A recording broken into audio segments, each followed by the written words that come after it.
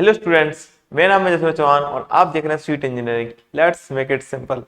सो आज का हमारा टॉपिक है इम्पल्स टरबाइन और रिएक्शन टरबाइन। ये दोनों स्टीम टरबाइन के टाइप हैं। आज समझते हैं कि क्या होता है इम्पल्स टरबाइन, क्या होता है रिएक्शन टरबाइन, दोनों में क्या डिफरेंस होता है, कहाँ पे कौन सा काम आता है, कहाँ पे कौन सा काम आता है, और कौन से किसके किसमें क्या चीज अच्छी है, किसमें क्या चीज अच्छी है। ठीक है, सारी चीजें समझते हैं। सो द पहला अपना टॉपिक है इम्पल्स टरबाइन। इम्पल्स आप क्या समझते हो? इम्पल्स का मतलब क्या होता है? आवेग। आवेग को तो बोलते हैं, क्या होता है आवेग? Change of the rate of change in momentum is called the impulse. यही तो होता है। संवेग में परिवर्तन की दर को क्या बोलते हैं? इम्पल्स। मींस अप्लाई किए गए फोर्स के हिसाब से जो किसी भी बॉडी की मूवमेंट में चेंज आता है, उस स्पीड में चेंज आता है, उसी को तो इम्पल्स बोलते हैं। तो उसी के हिसाब से थोड़ा बहुत मिलते हुए ये कंसेप्ट है किसका? इम्पल्स टरबाइन का। चलिए देखते हैं होता कैसे है। पहले तो होता कैसा है ये देखें।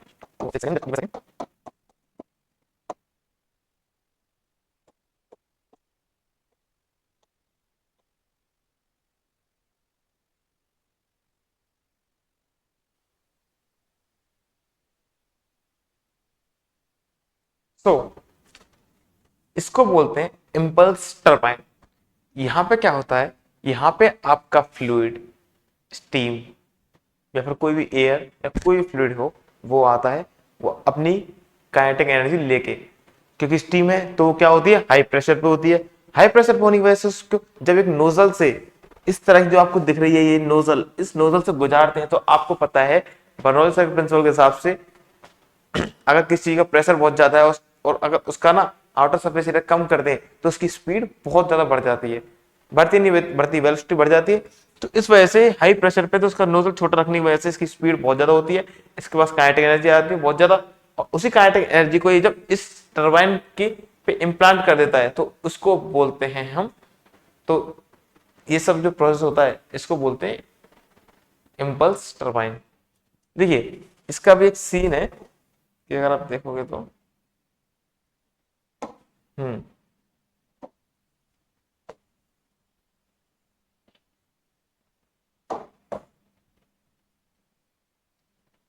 ये आपका टरबाइन होता है।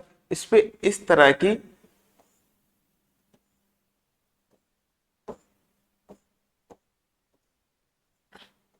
इस तरह के पार्ट्स निकले होते हैं। इनको बोलते हैं हम ऐसे तो है, इनको बोलते हैं बकेट्स। बकेट्स वही बाल्टी वाली बकेट्स। ये क्या करती हैं? ये बिल्कुल इस तरह के आकार की होती है, जैसे आप देख रहे हो ना, ये अंदर से दबी हुई, ऐसे खुली हुई, इस तरह की देख लो, बिल्कुल ऐसे इस तरह के आकार की होती है। यहाँ पे आपका जब प्रेशर से स्टीम आती है तो इन बकेट से टकराती है और यहाँ पे अपनी पूरी पूरी काइनेटिक एनर्जी को लूज करती है। उस काइनेटिक एनर्जी की वजह से ही ये घूमते हैं, क्योंकि हाई प्रेशर पे भी है तो निकल के वो तो 10 निकल जाती है, प्रेशर का कांस्टेंट बना रहता है। एक बार टकराने के बाद उसका प्रेशर कांस्टेंट बना रहता है स्टीम का, क्योंकि वो पहली पहली बार में प्रेशर को लूज लूज करती है, जिससे ये बकेट्स फोर्स लगाती हैं इस पे रेडियल डायरेक्शन में, और फिर आपका ये जो ड्रम है वो घूमने लग जाता है। इसको बोलते हैं ड्रम। ये जो घूम रहा है ना, इसको ड्रम बोलते हैं। इस पे लगी हुई जो यूनिट्स है जिन पे स्टीम अपन हिट कराते हैं उसको बोलते हैं बकेट्स। ये होता है आपका इम्पल्स टरबाइन। बहुत जगह आपने देखा होगा, बहुत बड़ी बात नहीं है। जब भी आप जैसे कि साइकिल का बाइक का पहिया है जब धुलता है, आपने देखा है जब बाइक को धुलवाते हैं अपन तो बाइक का पहिया होता है, उसपे वो स्प्रे गन से जब स्प्रे मारते हैं, स्प्रे वाई पाइप से मारते ना, तो क्या होता है? पहिया घूमने लग जाता है ना अपने आप। सेम चीज है, दैट्स इट। और कुछ अलग नहीं है इसमें। ठीक है, अगले पे आते हैं। दूसरा होता है अपना रिएक्शन टरबाइन। अब जैसा कि इसके नाम से दिख रहा है रिएक्शन, रिएक्शन क्या होता है? न्यूटन का नियम, एव रिएक्शन है इक्वल एंड अपोजिट रिएक्शन होता है ना, कौन दैट वो क्या कहते हैं? Every action has equal reaction. तो अगर हम कोई एक्शन करेंगे स्टीम की वजह से या फ्लूइड की वजह से, तो उसके अपोजिट रिएक्शन भी होगा। तो उसी से हम क्या करते हैं, यहाँ पे स्टीम की जो प्रेशर का एक्शन है उसके रिएक्शन से टरबाइन को घुमाते हैं। समझ नहीं आया ना, आइए समझाते हैं। जैसे कि आप इसमें देख सकते हैं, इस तरह की इसमें एक यूनिट होती है, ठीक है। वहां पे क्या था, एक बकेट लगी हुई थी, एक सेकेंड, ठीक है। एक इस तरह का ड्रम है, इसमें यहां पे से हम पानी स्टीम निकालते हैं, इस तरह का होता है, ठीक है। जैसे इसमें देख सकते हैं। अब यहाँ पे क्या होता है, इनमें से हम यहां से स्टीम को फ्लो कराते हैं बाहर। मतलब कि पहले तो स्टीम को इस ड्रम में सप्लाई करेंगे, यहां से स्टीम आएगी इन पाइपों में, और फिर पाइप से निकलेगी नोजल्स के थ्रू, पाइप से बाहर निकलेगी, ठीक है।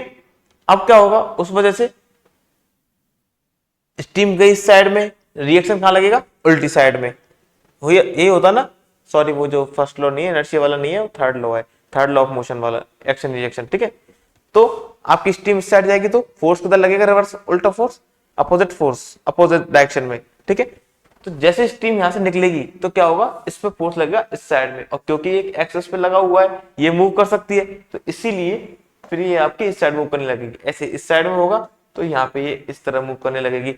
तो इस तरह से आपका ये होता है, इसको बोलते हैं रिएक्शन टरबाइन। क्यों, क्योंकि रिएक्शन फोर्स पे काम करता है, ठीक है। वो होता है इम्पल्स, वहां पे चीजें आती है, टकराती है और फिर उसको घुमाती है। यहाँ पे चीजें निकलने की वजह से जो फोर्स पैदा होता है ना उल्टा, उसको यूज किया जाता है।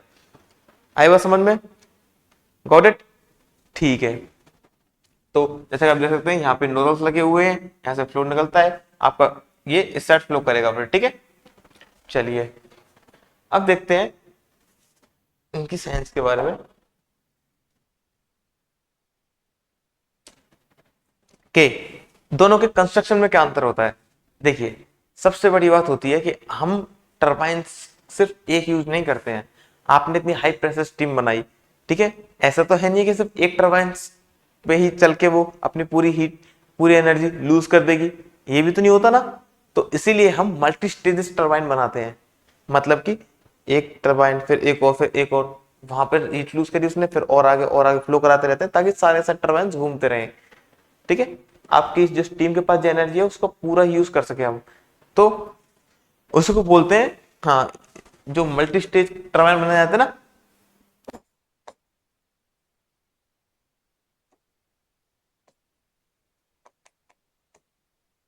मल्टी स्टेजेस ऑफ टरबाइन, इसी को अपन बोलते हैं कंपाउंडिंग। आपके ना लास्ट ईयर क्वेश्चन आया भी था एग्जाम में कि what is compounding in turbines. तो अपन एक से ज्यादा टरबाइंस के सेट लगाते हैं ना, तो उसको बोलते हैं कंपाउंडिंग, ठीक है। आगे देखिए, अभी होते कैसे सेट, देखिए यहाँ पे क्या होता है, आपकी एक सेकेंड, आपकी जो होती है स्टीम आती है और आके इस जगह पे ऐसे फ्लो करती है। अब यहाँ पे क्या होता है, ये जो नोजल्स होते हैं ये होते हैं फिक्स। क्यों, आगे समझते हैं। आपकी स्टीम आएगी अपनी काइनेटिक एनर्जी से आएगी, और इनसे डायरेक्टली होके अपन क्या करेंगे, देखिए आपकी स्टीम इस तरह आ रही है, बकेट लगे हुए यहाँ पे, तो कैसे टकराएंगे इनसे, तो इसीलिए हम यहाँ पे क्या करते हैं, आगे इस तरह के ऐसे नोजल्स लगाते हैं, जैसे ये लगे हुए, तो यहाँ पे स्टीम आके अपना डायरेक्शन एस चेंज कर लेगी, और चेंज करके यहाँ पे से टकराएगी और फिर वापस लौट जाएगी। फिर आगे एक और ऐसा लगा होगा जिससे वो फिर से ऊपर जाएगी, फिर टकराएगी, फिर आगे निकल जाएगी। तो इस तरह यहाँ पे चलती रहती है, जब तक कि वो अपनी काइनेटिक एनर्जी को बिल्कुल लूज नहीं कर देगी तब तक इसमें चलती रहेगी, ठीक है। यहाँ पे मेन चीज होती है काइनेटिक एनर्जी, ठीक है, क्योंकि वो स्पीड से आती है, स्पीड से टकराती है, मोमेंटम ट्रांसफर करती है और आगे चली जाती है। पूरा मोमेंटम ट्रांसफर होता नहीं है, उसके पास कुछ रह जाता है, इसलिए उसको लेके आगे चली जाती है, ठीक है। फ्रिक्शन नोजल क्या करते हैं, उसको डायरेक्शन देने का काम करते हैं, गॉट इट। अब देखिए यहीं पे क्या होता है, इसीलिए इसका जो प्रेशर है एक बार तो लूज होगा, क्योंकि पहले पहले टकराएगा तो बहुत, सबसे बड़ी टरबाइन आपकी सबसे ज्यादा प्रेशर कर लेगी, उसके बाद से उसकी वेलोसिटी कम होती जाएगी, प्रेशर कांस्टेंट रहेगा। तो उसमें क्या होगा, एक बार प्रेशर लूज होता है, उसके बाद प्रेशर इसमें समान रहता है हर टरबाइन के लिए, ठीक है। लेकिन अगर हम बात करेंगे रिएक्शन टरबाइन की, तो यहाँ पे क्या होता है, यहाँ पे आपकी, मैं फिर से बता दूं, यहाँ पे आपकी स्टीम की, फ्लूइड की काइनेटिक एनर्जी का यूज नहीं किया जाता, इतना यूज काइनेटिक एनर्जी का नहीं होता, उसकी पोटेंशियल एनर्जी का यूज होता है।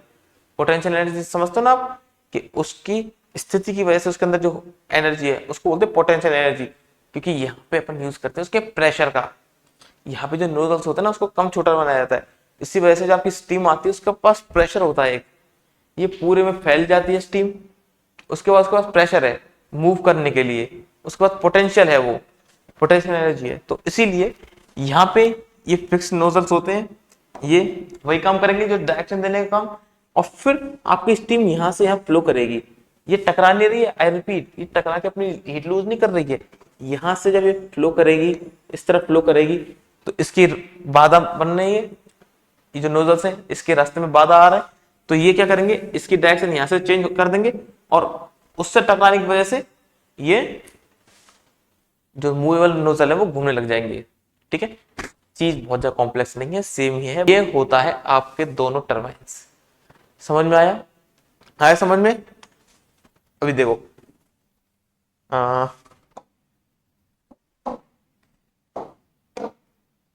सॉरी,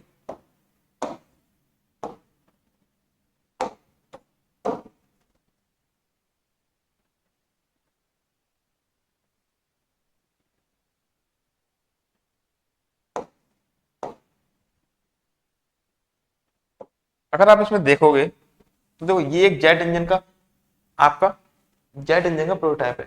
इस आपको, can you see it moving?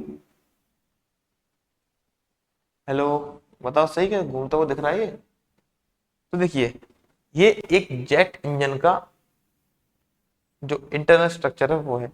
इसमें आप देख सकते हो कि क्या है, यहां से इधर से वो आ रही है स्टीम, या फिर एयर आ रही है। एयर की वजह से क्या हो रहा है, ये ब्लेड जो है आपके, ये तो मूव कर रहे हैं, ये मूव कर रहे हैं, बीच में एक स्टैटिक ब्लेड है, फिर मूव कर रहे हैं, तो ये छोटे छोटे होते जाते हैं क्योंकि आपकी स्टीम का प्रेशर कम होता जा रहा है। ठीक है, लेकिन बड़ा बड़ा सबसे ज्यादा, क्योंकि उसके पास स्टीम का प्रेशर झेलने के लिए भाई बड़ा चाहिए ताकि हैवी हो, उसके बाद छोटा होता जाएगा, होता जाएगा, होता जाएगा, और स्टीम आपका इन सबको घुमाता जाएगा। अंडरस्टूड? दिख रहा है नहीं? ऐसे काम करता है आपको जेट इंजन, और ऐसे टरबाइन लगे होते हैं आपके पावर प्लांट्स में, स्टीम से बिजली बनाने के लिए, एक्चुअली मैकेनिकल एनर्जी प्रोड्यूस करने के लिए। और सेम चीज लगी होती है जेट इंजन के अंदर, जो कि क्या करता है, आपकी एयर आती है, उसको खींचता है, कंबशन कंप्रेस करता है, उसके बाद जलने की वजह से, जलने के बाद वो जब बाहर निकलती है तभी उस टरबाइन को घुमा के जाती है। ठीक है, डन, कोई दिक्कत नहीं होनी चाहिए। हाँ, तो अब देखते हैं दोनों में अंतर क्या होता है इनमें। ठीक है, I hope you can see this clearly. Actually this is a very blur image, but you can watch, see it clearly maybe.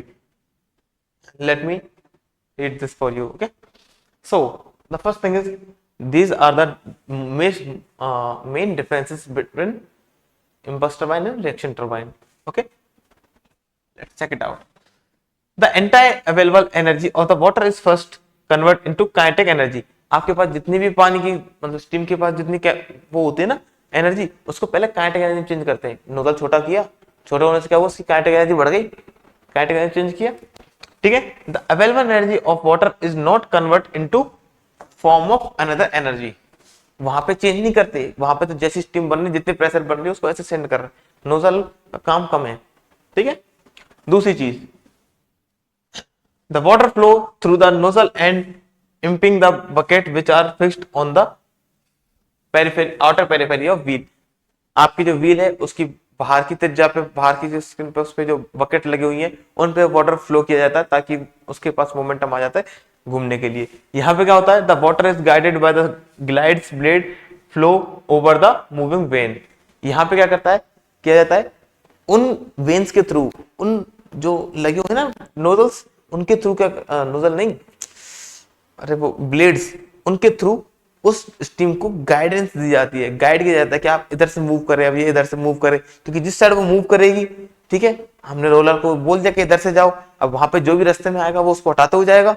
ठीक है, तो यहाँ पे क्या किया जाता है, उन ब्लेड्स के थ्रू उसको मूव करा जाता है, डायरेक्शन दी जाती है और अपने डायरेक्शन में आने वाली हर चीज को वो हिला अपनी जगह से हटाती हुई जाती है। ठीक है, इसके बाद वाटर पंपिंग सेम चीज है, कोई दिक्कत नहीं है। The water pumping bucket with के, यहाँ पे काइनेटिक एनर्जी का यूज है, यहाँ पोटेंशियल एनर्जी का यूज है। ठीक है, शुड रन फुल, यहाँ पे जरूरी नहीं कि व्हील पूरा घूमे आपका, ठीक है, लेकिन यहाँ पे पूरा घूमेगा। यहाँ पे बिना लॉस के आप चाहो तो आपकी स्पीड को कम कर सकते हो बिना लॉस के। अगर आप चाहो ना कि आपका टरबाइन बहुत स्पीड से घूम रहा है, उसकी स्पीड कम कर दो, कर दो, लॉस होंगे बिल्कुल नहीं होंगे। ठीक है, क्योंकि आप स्पीड कम कर दो प्रेशर की, हो जाएंगे। लेकिन यहाँ पे आप वो चीज नहीं कर सकते, क्योंकि जैसी स्टीम आपकी आ रही है वैसे ही फ्लो कर रहे हो। आप स्टीम कम कर सकते हो लेकिन आपके लॉसेस होंगे ज्यादा। ठीक है, आपकी सप्लाई वही रहेगी।